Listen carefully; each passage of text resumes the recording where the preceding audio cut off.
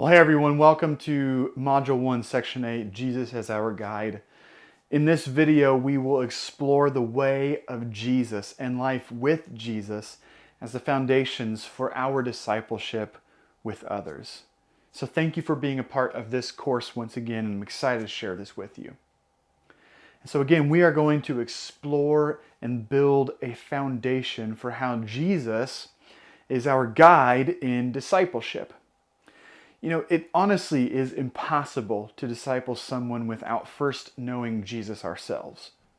And as we've mentioned in several of the other videos in this course, discipleship is an intentional relationship that encourages both parties to be with Jesus, to become like Jesus, and to do what Jesus did.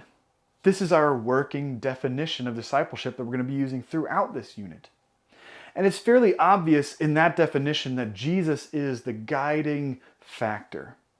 And so in this video, we're going to unpack a little more of the way of Jesus and what life with Jesus means for our discipleship work.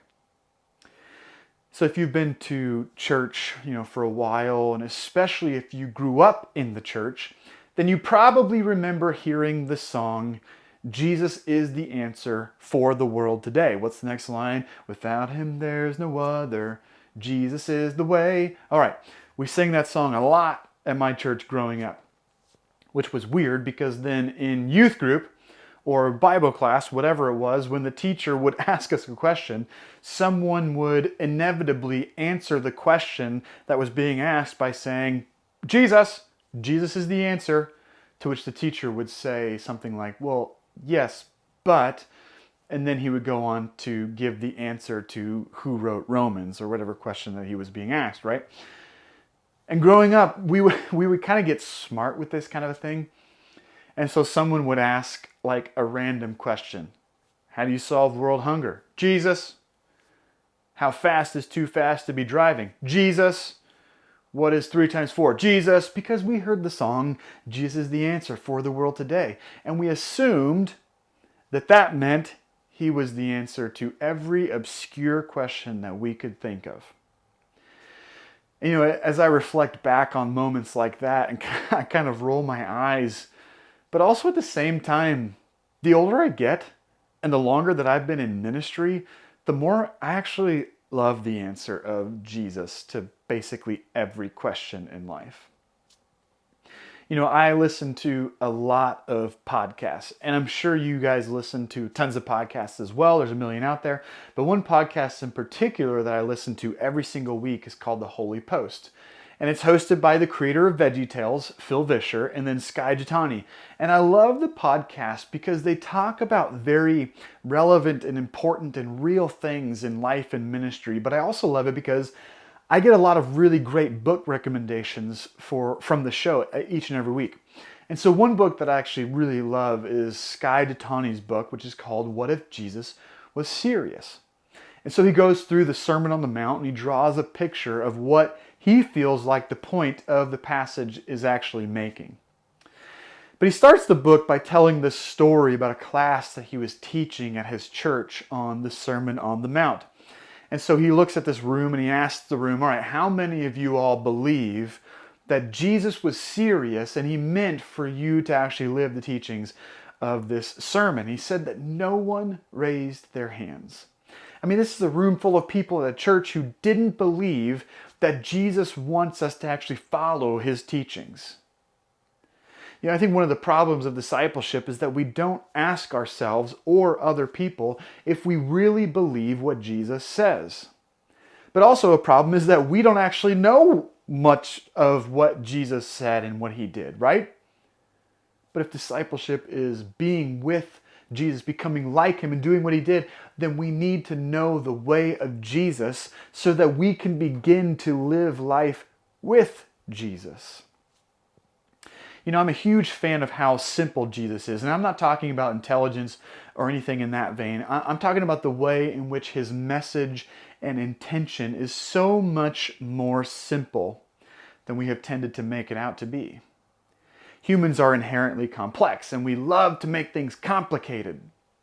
Jesus, however, embraced and lived into simplicity. And somewhere along the way of our human complexity, we forgot that the power of love is what shapes and changes the human heart. That it's that simple. Jesus over and over draws the attention of his people back to love. In the famous passage in John 3:16, John tells us that Jesus loved you and I so much that he gave up his position and power to bring us salvation. And then in Philippians chapter 2, that famous hymn talks about Jesus seeing the condition of humanity and being so moved to give everything up to become a servant, to suffer death at our hands, all so we could be lifted up to a place of relationship with God. In John 13:34 through 35, Jesus says, "A new command I give you, love one another. As I have loved you, so you must love one another. By this, everyone will know that you are my disciples, if you love one another." Paul then takes the simplicity of Jesus' love and keeps honing in on it. And so in 1 Corinthians 13, he says, "If I speak in the tongues of men or of angels, but do not have love, I am only a resounding gong or a clanging cymbal.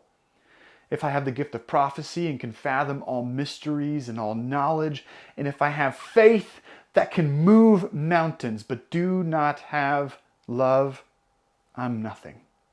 If I give all that I possess to the poor and give over my body to hardship that I may boast, but do not have love, I gain nothing." The way of Jesus is first and foremost the way of love. And so what if Jesus was serious about love? Think about this kind of love for a minute. This kind of love sees people right where they are and looks them in the eye with compassion and grace. This kind of love sacrificially lays down our own position and power for the good of others, even others who we don't agree with or necessarily like all that much. This kind of love is the motivation, the purpose, the intent of our engagement in the social issues of the world. This kind of love works to establish justice for all people, to seek and love kindness, and then it walks humbly with our God, which that's from Micah chapter 6, verse 8, by the way. But if Jesus was serious about this kind of love, then our lives first and foremost have to be about being with God. See, with is a word that we use a lot in our world. We put the jelly with the peanut butter. This key goes with that car. That word with, though, doesn't have a lot of power when we're describing just kind of random things in life. But when we're talking about relationships, that word with all of a sudden carries weight and power. When I think about my relationship with my wife, Laura, I don't typically describe it as a business relationship. Or like I'm her personal trainer or something like, or I'm an acquaintance that just happens to live at her house or whatever. No, all of those descriptors talk of a relationship that has moments of connection or proximity, but only for short spurts of time. Laura and I are married and we spend the entirety of our lives with one another. With is a binding force that sees the good and the bad and the ugly and everything in between and remains constant. I think one of the hardest things about teaching discipleship is truly understanding the power of Jesus with us for the entirety of our lives. None of you have actually lived your entire life yet. I don't know if that comes as a surprise to you. So how do you know what life with Jesus will look like next week or next year or next decade? The problem is that we assume discipleship demands that we are always on this kind of upward trajectory that never experiences dips or turns along the way. But when you get married, the person marrying you doesn't say for better and then even better, for richer or more richer in health and then in super health. No, he says for richer or poorer in sickness and in health, for better or worse, because we are all okay with setting the expectation of marriage as a roller coaster rather than this straight line going up. And life with Jesus will be rocky in some moments and beautiful in others. And all of it makes up your story with Jesus. Your life with Jesus. And here's the thing that binds that story together is the power of the way of Jesus' love. I love the way John describes this concept in 2 John 1 verse 6. He says, "And this is love, that we walk in obedience to his commands. As you have heard from the beginning, his command is that you walk in love." John says, look, you've heard all of this from the very beginning. You know it already. Obeying the commands of Jesus is to love. And his command is that you walk in love. If that feels circular, it's because that's exactly the point. We want to muddy the way of Jesus by adding in nationalistic, partisan, cultural ideologies that represent more our desire for what I want than really look and listen to Jesus. Jesus himself says in John 15, starting in verse 9, "As the Father has loved me, so I have loved you. Now remain in my love. If you keep my commands, you will remain in my love, just as I have kept my Father's commands, and I remain in his love. I've told you this so that my joy may be in you, and that your joy may be complete. My command is this: love each other as I have loved you. Greater love has no one than this, to lay down one's life for his friends. And you are my friends if you do what I command." And then in verse 17 he says, "This is my command, love one another." In his book, A More Christ-Like Way, Bradley Jersick says this about love and the way of Jesus. He says the Jesus way conjoins the way of love with the way of the cross. The Jesus walk is the way of sacrificial love, cruciform, which is Christ-like love, and kenotic, which is self-giving love, just like him. See, discipleship is impossible when we forget to allow Jesus to be our guide. When Jesus is not our guide, we are prone to a self-serving, aggrandizing sort of relationship that will often manipulate or coerce. But when Jesus is our guide in discipleship, we'll seek to lay down our rights, lay down our position and power so that someone else can experience the presence of God. And we lay these things down because of our love for God and our love for others. So what if Jesus was serious? That's the question that we should be asking ourselves as we think about discipleship.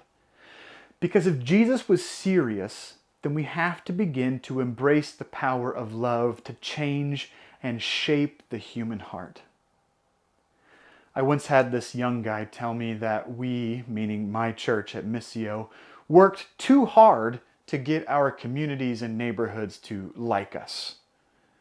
That for real spiritual work to take place, our community had to hate us.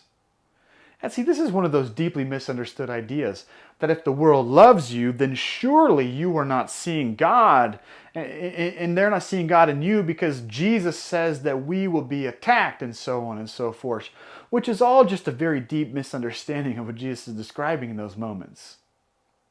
And so I came back at this comment with a question that, doesn't Jesus tell us to love people? And again, this young man told me that he can't love people because he is so consumed with loving God enough first. So I think he partially understood the power of love. He saw loving God as his duty, which I would argue is a part of love on some level, but he missed the heart of Jesus' call and his example to love. Because to love people is to love God. Loving God with all of your heart and soul and mind and strength will always lead to loving the people around you.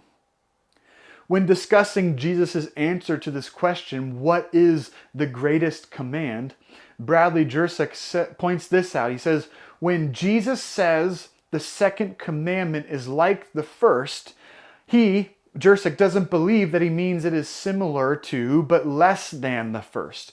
Rather, love of neighbor is the likeness of visible image of our otherwise invisible love for God. To love your neighbor is to love God. To love your neighbor is faith in God. Faith in God expressed as love for neighbor. Why? Because your neighbor bears the image of God.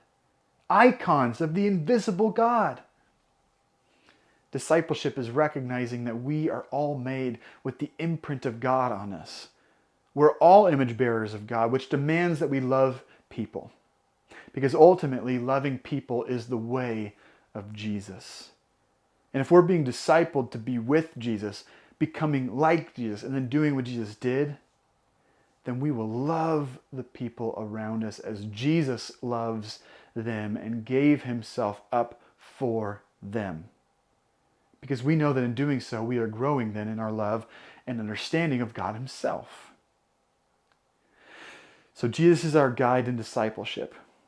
And Jesus started all of his relational engagement with humanity through the posture of love. The power of love is what compelled Jesus to give up his power and position at the right hand of God to become a servant to the very people who would kill him on the cross. Does that mean that we're going to have to die for the people that we are discipling? No, I don't think that's what it means. But what it does mean is that in our discipleship, we have to start in a posture of sacrificial love on their behalf. Without love, relationships will never fully form. Without a relationship, growing closer to Jesus will be nearly impossible.